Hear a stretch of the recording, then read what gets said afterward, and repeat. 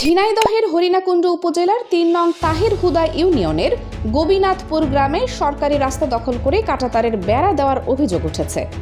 গ্রামের মালিতাপাড়ার একটি জনগুরুত্বপূর্ণ রাস্তায় অভিযুক্ত আব্দুল হামিদ ও তার ছেলেরা বেড়া দেওয়ায় ওই এলাকায় প্রায় ৭০টি পরিবারের যাতায়াত ও যানবাহন চলাচল বন্ধ হওয়ার উপক্রম হয়েছে।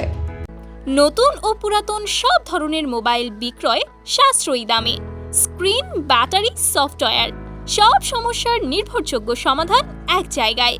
আজই চলে আসুন শিমুল টেলিকমে। স্থানীয় বাসিন্দারা জানান, ইউনিয়ন পরিষদের চেয়ারম্যান ও সদস্যের উপস্থিতিতে আমিন দিয়ে সরকারি জমি মেপে রাস্তাটি নির্ধারণ করা হয়েছিল।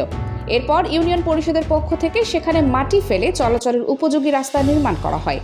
কিন্তু সম্প্রতি অভিযুক্ত আব্দুল হামিদ ও তার ছেলে হাফিজুর রহমান লোকজন নিয়ে রাস্তার মাটি কেটে ফেলেন এবং রাস্তার উপর জিকা গাছ লাগিয়ে কাঁটাতারের বেড়া দিয়ে প্রায় ৪ ফুট জায়গা দখল করে নেন।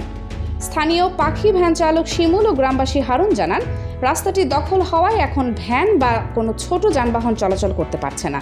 নিষেধ করতে গেলে দখলকারীরা কারো কথা শুনছে না এবং উল্টো জনমনে ভীতি সৃষ্টি করছেন। স্থানীয় বাসিন্দা আলাউদ্দিন বলেন, দুই পক্ষ আমিন এনে মাপজোখ করে রাস্তা হওয়ার পর মানুষ চলাচল করছিল, কিন্তু তারা আইন অমান্য করে চলাচলের পথে বাধার সৃষ্টি করেছে। এ বিষয়ে স্থানীয় ইউপি সদস্য সোনাউদ্দিন জানান, ওই এলাকায় জমি নিয়ে বিরোধের কথা তিনি জানলেও রাস্তা দখল করে মানুষের চলাচলে বাধা দেওয়ার বিষয়টি তার জানা ছিল না। তবে ৩ নং তাহির হুদা ইউপি চেয়ারম্যান মঞ্জুর রাশেদ কঠোর অবস্থান ব্যক্ত করে বলেন, সরকারি রাস্তা দখল করার সুযোগ কারও নেই। যদি কেউ জনচলাচলের রাস্তায় প্রতিবন্ধকতা সৃষ্টি করে থাকে, তবে তদন্ত সাপেক্ষে তার বিরুদ্ধে দ্রুত আইনগত ব্যবস্থা গ্রহণ করা হবে। অভিযুক্ত আব্দুল হামিদের ছেলে হাফিজুর জানায়, তারা কোনো সরকারি রাস্তা দখল করেনি, আমিন দিয়ে মাপযোগ করে তারের বেড়া দেওয়া হয়েছে।